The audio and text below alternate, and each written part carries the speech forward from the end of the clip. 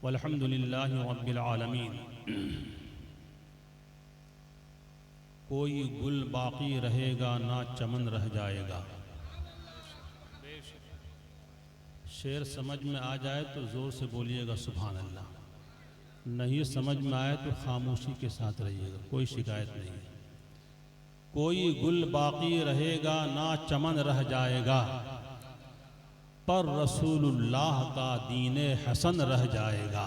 बेशक, सुभान अल्लाह, सुभान अल्लाह। कोई गुल बाकी रहेगा ना चमन रह जाएगा, पर रसूलुल्लाह का दीने हसन रह जाएगा। और जो पढ़ेगा साहिबे लौलाक पर दुरूद, आग से महफूज उसका तन बदन रह जाएगा। बेशक, बेशक, आग से महफूज उसका तन बदन रह जाएगा। मौत से किसको रुस्तगारी है, आज वो कल हमारी बारी है।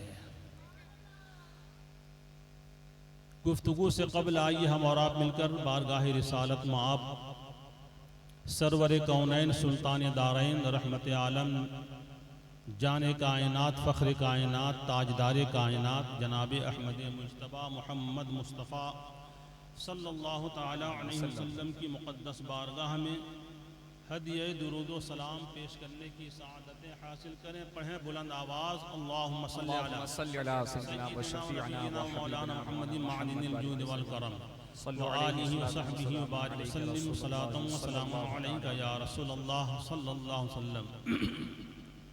20 मिनट का वक्त है, 15 मिनट में हमारी गुफ्तगू ख़त्म हो जाएगी इंशाअल्लाह, ठीक है।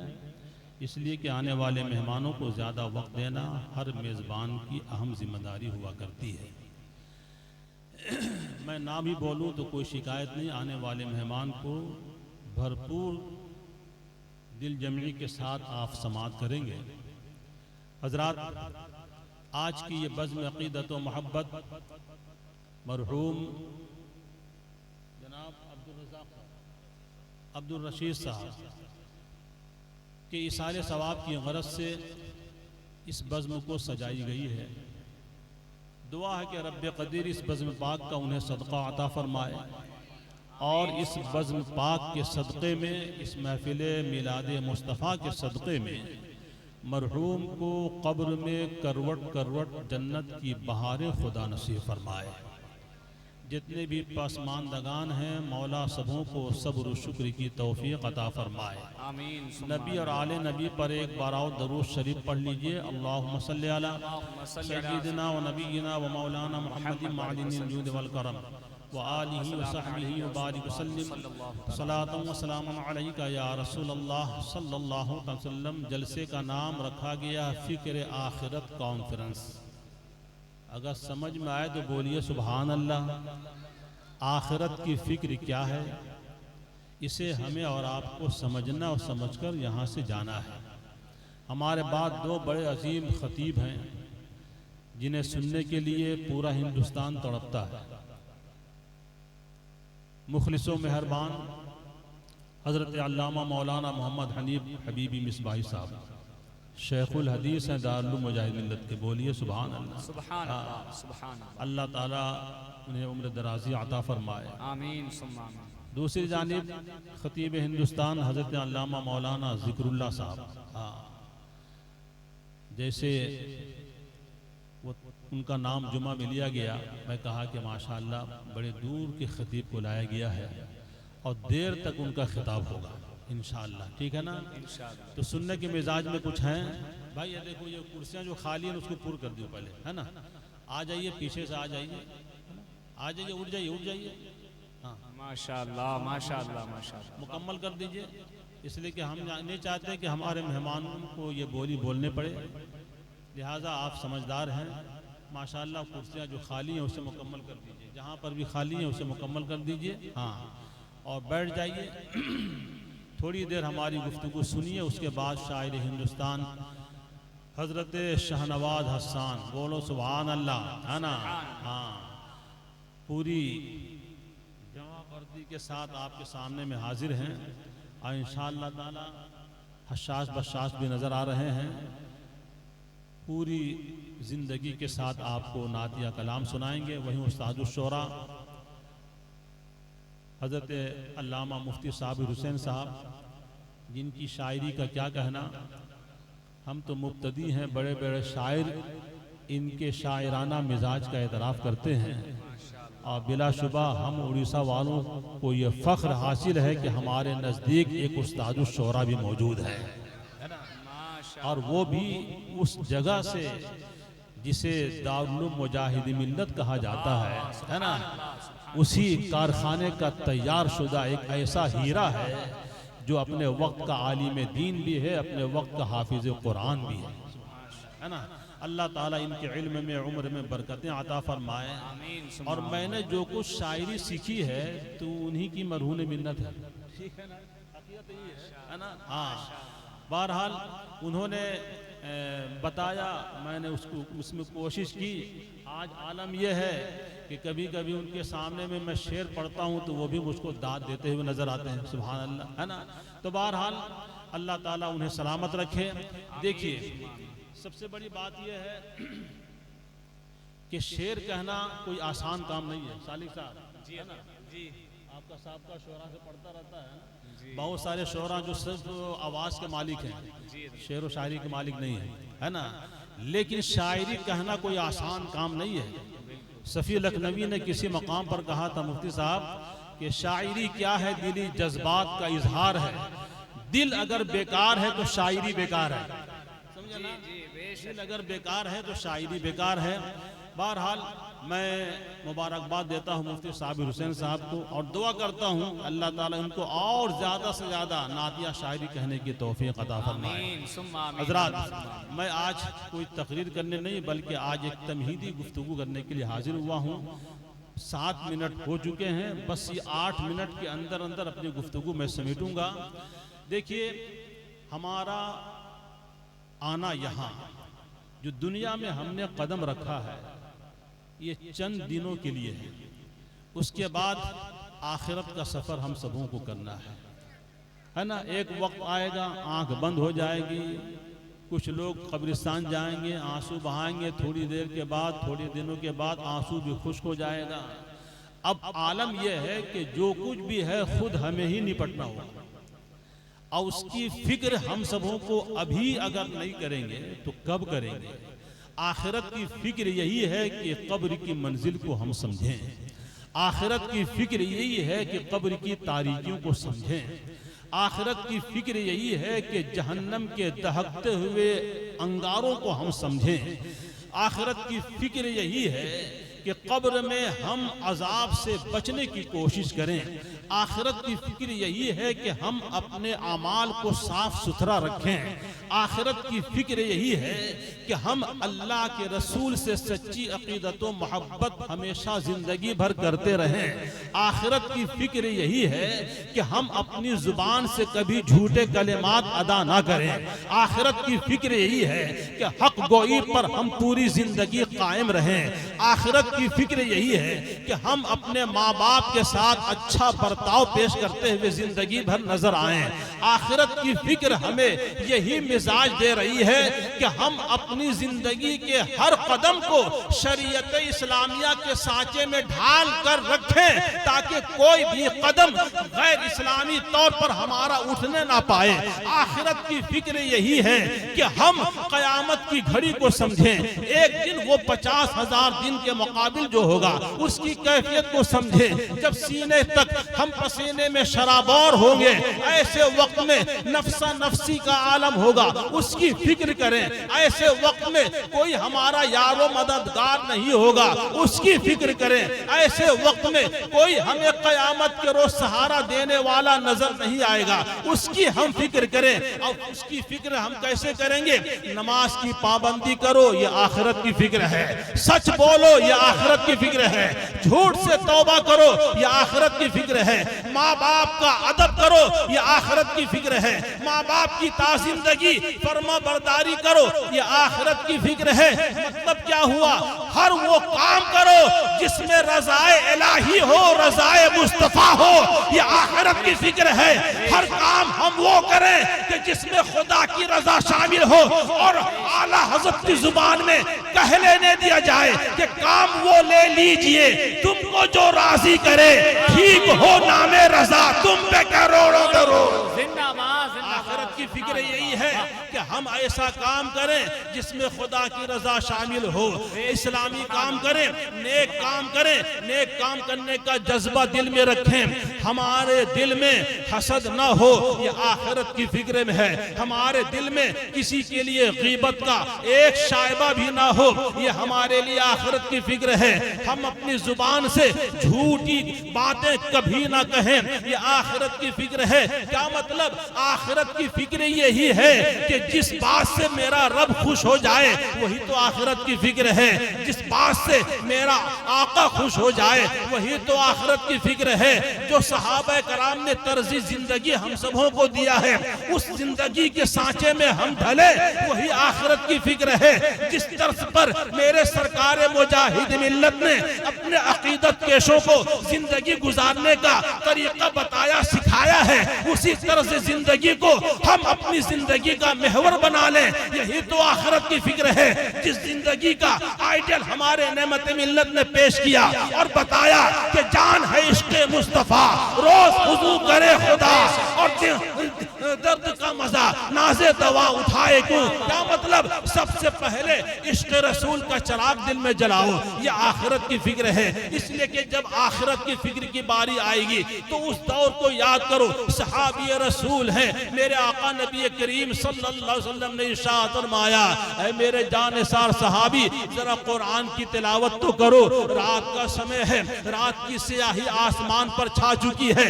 ऐसे वक्त में सहाबी रसूल अर्ज करते हैं, या रसूल अल्लाह, पूरा कुरान रब ने आप पर उतारा है और आप मुझसे कुरान सुनना चाहते हैं। पूरा कुरान तो आपको जुबानी याद है सरकार, और आप मुझसे कुरान सुनना चाहते हैं। मेरे आका फरमाते हैं, आज मेरी तबीयत ने एक आवाज लगाई है कि आज हम अपने सहाबी से कुरान सुनेंगे।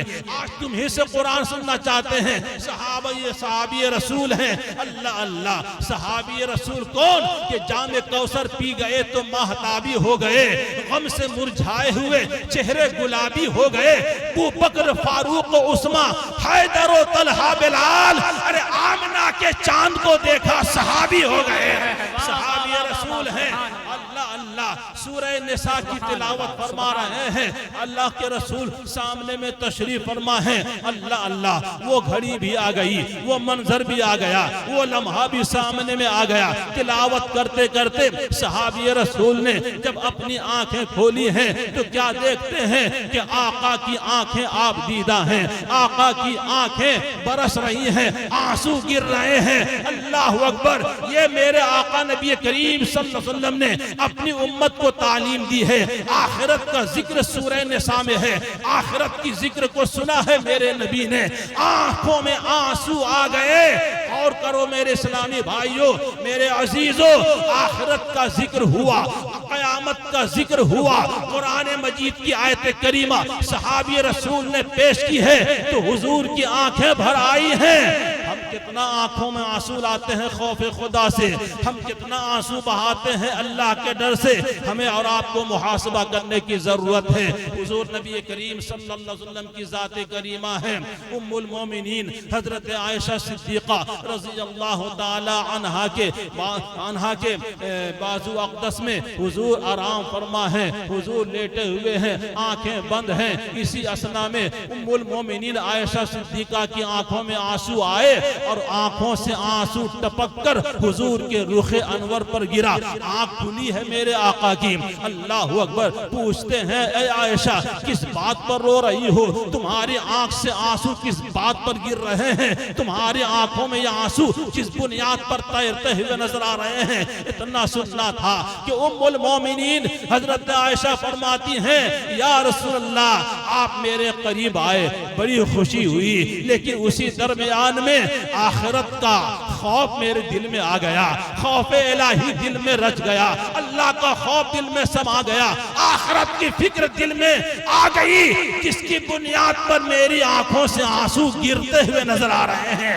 आखिरत के खौफ की वजह से, खौफ खुदाबंदी की बुनियाद पर मेरी आंखों से आंसू गिर रहे हैं। कहाँ कनीज़ाने फातिमा बनने वाली माओ और बहनों को, जो हम ये दावा करते हैं कि हम कनीज़े फातिमा बनकर जिंदगी गुजार रहे हैं, क्या कभी खौफ खुदा की बुनियाद पर एक कतरा भी तुम्हारी आंख से आंसू गिरा है? क्या कभी भी ऐसा लम्हा आया कि अल्लाह के खौफ से एक कतरा भी तुम्हारी आंखों से आंसू गिर जाता?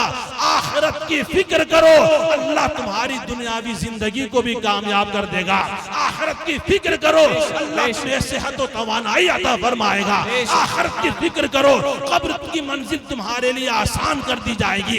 आखिरत की फिक्र करो, तुम्हारे दिल में इश्क रसूल का चमकता हुआ चिराग जलता नजर आएगा। आखिरत की फिक्र करो, तुम्हारी दुनियावी जिंदगी और आखिरत की जिंदगी दोनों अल्लाह रोशन फरमा देगा। आओ, आखिरत की फिक्र कैसे की जाती है? आखिरत की फिक्र कैसी की जाती है? जब फिक्र आखिरत है, क्या मतलब? आओ देखो, दामाद मुस्तफा की बारगाह में चलते हैं।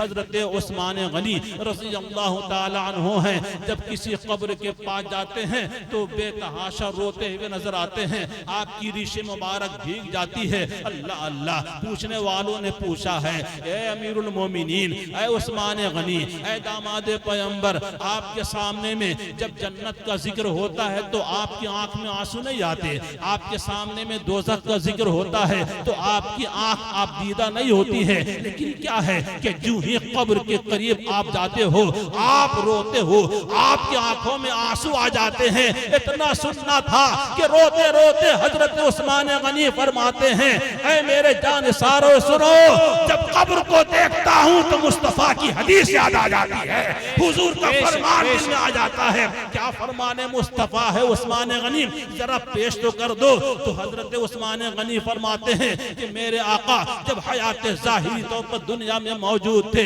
उस वक्त सहाबा कराम की झुरमुट में मेरे आका ने इरशाद फरमाया, ऐ लोगो, कब्र वो पहली मंजिल है, अगर उस मंजिल से बंदा निजात पालेगा तो आने वाली तमाम मंजिलें आसान हो जाएंगी। अगर कब्र की मंजिल में दुश्वारी पैदा हो गई तो आने वाली तमाम मंजिलें भी दुश्वार तरीन होगी।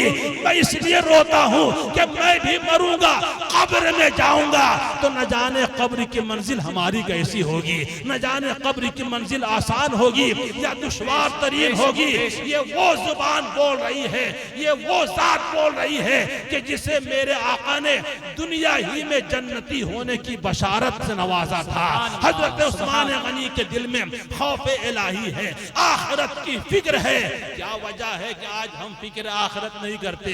आखिरत के मामलात को समझने की कोशिशों काविश नहीं करते। हमारे सामने में ये बहुत बड़ा अलमिया है। कोशिशों काविश हमारी यही होनी चाहिए कि जो अल्लाह ने हमें कीमती नेमत जिंदगी की दी है, इसका सही तौर पर हम इस्तेमाल करें और आखिरत की फिक्र को मद्देनजर रखते हुए दुनियावी जिंदगी हम गुजारें। इंशाअल्लाह ताला हमारी दुनियावी जिंदगी और आखिरत की जिंदगी भी कामयाब व कामरान हो जाएगी। एक हदीस पाक जनाब नकीब सुन्नत के हवाले से पेश कर दूं, जो वक्त अगर ज्यादा हो गया तो माजरत खा हूं। बस आखिरी बात पेश करता चलूं। अल्लाह के रसूल नबी करीम सल्लल्लाहु अलैहि वसल्लम ने इरशाद फरमाया कि क़यामत के रोज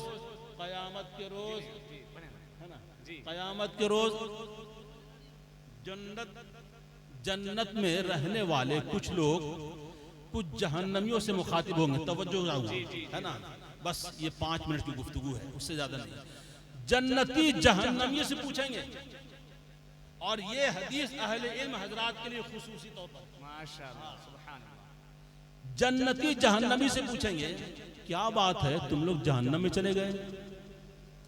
जन्नती कुछ लोग पूछेंगे कुछ जहन्नमियों से, क्या बात है तुम लोग जहन्नम में चले गए, दोज़ख में चले गए, हालांकि तुम्हारे ही बताए हुए इल्म पर हमने अमल किया तो अल्लाह ने हमें जन्नत अता फरमा दी। वो इल्म हमने तुम्ही से सीखा और तुम्ही से इल्म सीखने पर उस पर अमल किया तो अल्लाह ने हमें जन्नत अता फरमाई। और उसी इल्म जिसको हमने तुमसे सीखा है तुम जहन्नम में चले गए, तुम दोज़ख में चले गए, तो वो जहन्नमी जवाब देंगे कि तुमने उस अमल पर अमल किया, उस इल्म पर अमल किया, जन्नत में गए। हमारा मामला ये है कि हम बताते जरूर थे लेकिन उस पर अमल नहीं करते थे, जिसकी बुनियाद पर अल्लाह ने हमें जहन्नम में पहुंचा दिया है। मालूम ये हुआ कि इल्म और है, अमल और है। वो इल्म नाकाम है जिसमें अमल नहीं है, इल्म वही कामयाब है जिसमें अमली जिंदगी है। इसलिए अहले इल्म हजरात से बड़े मुअद्दबाना तौर पर हम गुजारिश करेंगे कि अपने कौलो फेल का मुहासबा कीजिए। यही फिक्र आखिरत है, यही फिक्र आखिरत है।